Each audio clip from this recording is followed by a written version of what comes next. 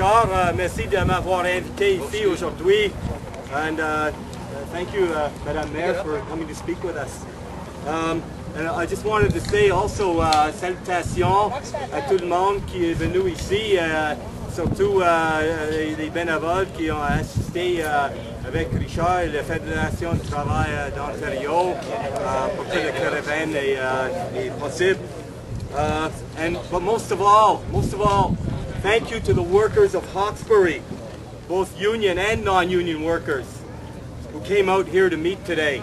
And I want to stress that, both union and non-union, because we might be trade unionists. I'm a steel worker, and the Ontario Federation of Labour is here, and there's a lot of steel workers here today, and there's a lot of members of the CAW. But we're here on behalf of all workers, whether they're union or non-union. And I want to stress that the people that are being affected by this economic failure are not just union workers. They're all workers, and it's hurting our communities. It's hurting us all. Our goal today is to send a message to politicians, to send a message to Toronto that people are hurting, our communities are hurting. Can't hear you too good. Okay, I'll speak louder. Our people are hurting, that's our message, and the fabric that binds together our communities is now being ripped apart by the economic failure. Something's got to be done.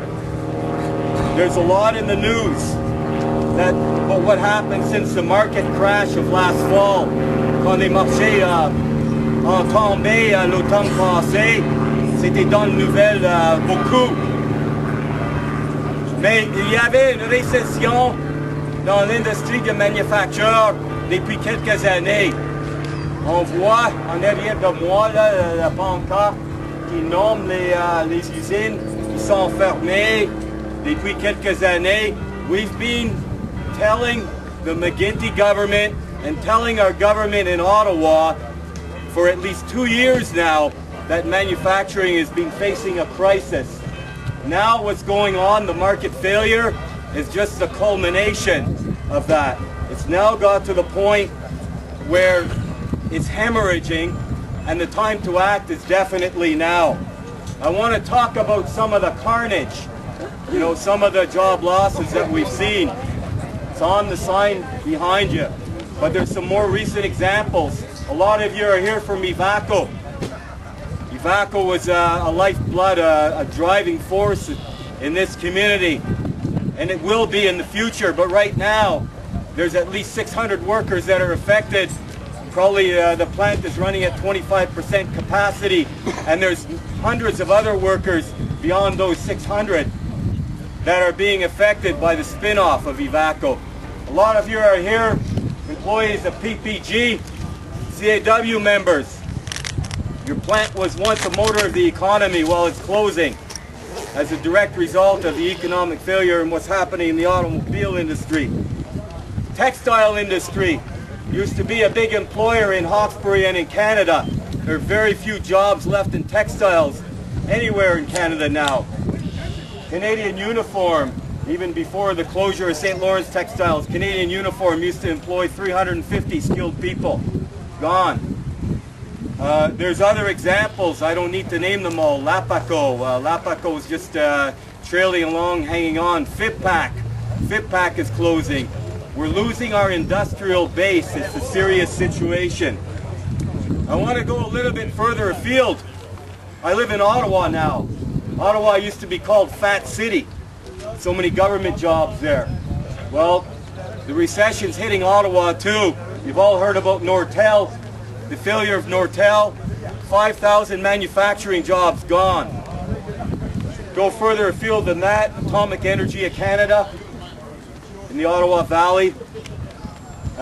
There's manufacturing plants that we've lost in the Ottawa Valley. In the Renfrew area, the forestry industry has collapsed because of the softwood lumber deal that was made between Harper and Bush. Forestry's almost gone in the Ottawa Valley. So this is a major problem that we're having. So we all hear a lot of statistics. I want to point out again, this is not about union workers that earn big bucks supposedly. This is about all workers. This is about our community. It's about what happens to our children. It's about what happens to our families and what happens to the businesses in our communities. This caravan will take your message back to McGuinty, take your message back to the politicians in Toronto. We need EI reform so that EI benefits last longer for people. We've paid into them. People want to be able to stay in their communities. We need governments at all levels to set the stage for renewing our manufacturing industry. And I want to pick up on the message that the mayor left. There is going to be a renewal in manufacturing. There's going to be green industries that will be coming along in North America. It's already happening in Europe. The green revolution's happening. It's the next industrial revolution.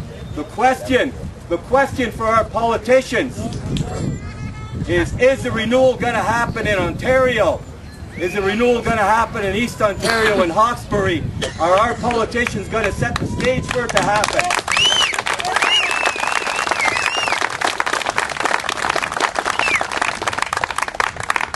But most of all, you've all heard too many statistics. People are not statistics. People are not numbers on a spreadsheet. People are what makes our community, what raises our children. Yeah, all right.